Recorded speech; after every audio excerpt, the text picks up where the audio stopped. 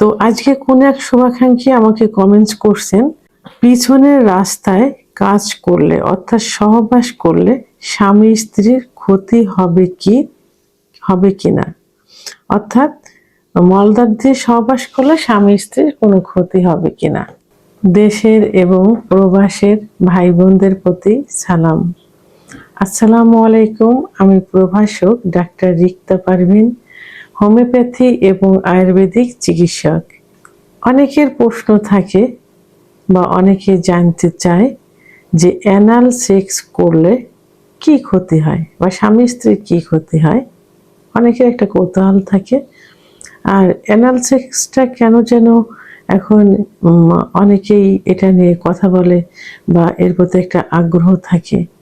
তো প্রথমেই আমি এটা দিয়ে শুরু করব যে অ্যানাল সেক্স কিন্তু ইসলামী ধর্মীয় দিক থেকে সম্পূর্ণ নিষিদ্ধ এবং কবিরা গুনাহ।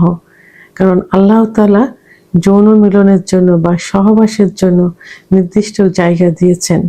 সেটা পুরুষের পুরুষাঙ্গ, মহিলাদের যৌনাঙ্গ, যার মাধ্যমে বংশবিস্তার হয় এবং সৃষ্টির ধারা অব্যাহত রয়েছে।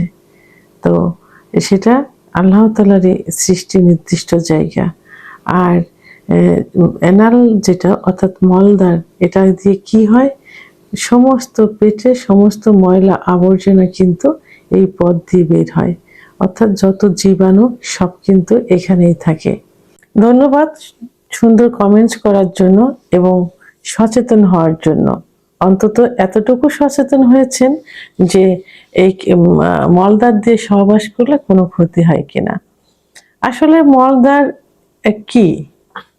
এটা পেটের ভিতরে যত জীবাণু আছে, মল আছে, সব ওই পাশ দিয়ে বের হয়ে যায়।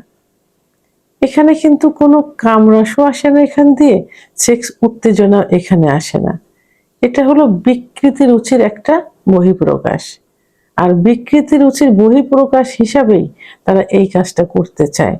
যারা অ্যানাল সেক্স করে, যে স্বামী স্ত্রী যে মহিলা পুরুষ অ্যানাল সেক্স করে, তাদের চেহারার ভিতর কিন্তু কোনো লাবণ্যতা থাকে না, ইনোসেন্ট কোনো ভাব কিন্তু চেহারার মধ্যে থাকে না। একটা বিকৃতি রুচি দেখলেই তাদের বোঝা যায় যে এরা অ্যানাল সেক্সে আসক্ত। তো এই জন্য, কারণ মানে ইসলামের মানে কোনো কিছু এর মধ্যে থাকে না, অর্থাৎ সেই সৌন্দর্যটা এর ভিতর ফুটে ওঠে না। তো এটা কি কারা করে?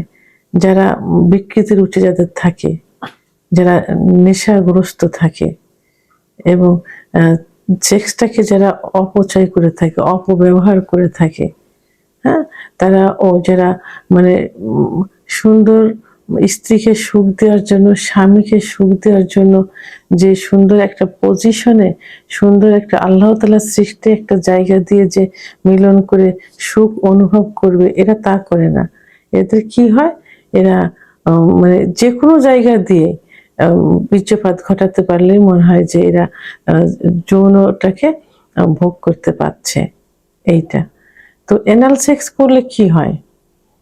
অ্যানাল সেক্স করলে স্বামী স্ত্রী উভয়েরই কিন্তু ক্ষতি হয়, কারণ মলদ্বার দিয়ে কিন্তু বাচ্চা হয় না। মলদ্বার সেক্সের কোনো জায়গা না, এখানে কামরস থাকে না, এখান দিয়ে কোনো উত্তেজনা আসে না। বরং বীর্যপাত ঘটলে আবার মল যেভাবে বের হয় এভাবে বের হয়ে আসে। তো এখানে মলদ্বার দিয়ে সহবাস করলে স্ত্রীর যে পথ, স্ত্রীর যে মলদ্বারের যে পথ, এই পথটা কিন্তু লুজ হয়ে যায়। একটা সময় টয়লেটের বেগ আসলে এটা কিন্তু চেপে রাখতে পারে না, বেরিয়ে যায়, কারণ জায়গাটা লুজ হয়ে যায়।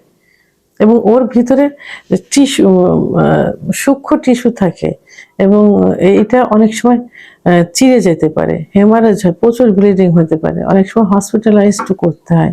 বেশি হয়ে গেলে অনেক সময় মৃত্যু মুখেও কিন্তু পতিত হয়। এখানে ইনফেকশন হয়ে যেতে পারে, ঘা হয়ে ঘাট থেকে ক্যান্সারও হয়ে যেতে পারে। এখানে কি হয়, পাইলস হয়, পরবর্তীতে পাইলস হয়।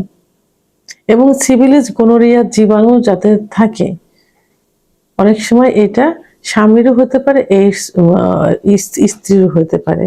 এইডস এর মতো মরণঘাত ব্যাধিও কিন্তু হয়ে যায় অর্থাৎ পাইল অ্যানাল সেক্স করলে, অর্থাৎ পিছন দিয়ে সহবাস করলে, যেটা জানতে চেয়েছেন আমার শুভাকাঙ্ক্ষী। অনেকেই অ্যানাল বোঝে না, এই জন্য পিছন দিয়ে অর্থাৎ মলদ্বার দিয়ে সহবাস করলে এই ক্ষতিগুলো হয়।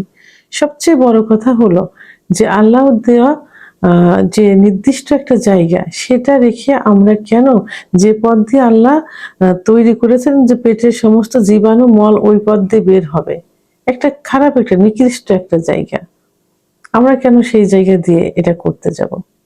এই জন্য অ্যানাল সেক্স করা যাবে না। অ্যানাল সেক্স স্বামী স্ত্রী উভয়েরই ক্ষতি হয়।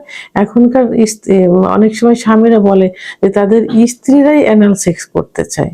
অনেক মহিলারাও কিন্তু এখন অ্যানাল সেক্সে আসক্ত। আগে তো শুধু জানতাম যে পুরুষরাই জোর করে এটা করে, এখন কিন্তু মহিলারাও কিন্তু জোর করে স্বামীদের এই কাজে বাধ্য করে। কিন্তু আল্লাহর রহমত পাইতে হলে এই পথ থেকে দূরে সরে যাইতে হবে। সুখী স্বাচ্ছন্দ্য জীবনযাপন করতে হলে আল্লাহর দেওয়া নির্দিষ্ট জায়গা দিয়ে সহবাস করে বা স্রষ্টার সৃষ্টি যে পৃথিবীর যে বংশধারা অব্যাহত রয়েছে সেই ধারাকে অব্যাহত রাখতে হবে। ভিডিওটি সম্পর্কে যদি কোনো মতামত থেকে থাকে অবশ্যই কমেন্টসের মাধ্যমে জানাবেন। আর ভিডিওটি ভালো লাগলে লাইক, কমেন্ট, সাবস্ক্রাইব করে আমার সঙ্গে থাকুন। আল্লাহ হাফেজ।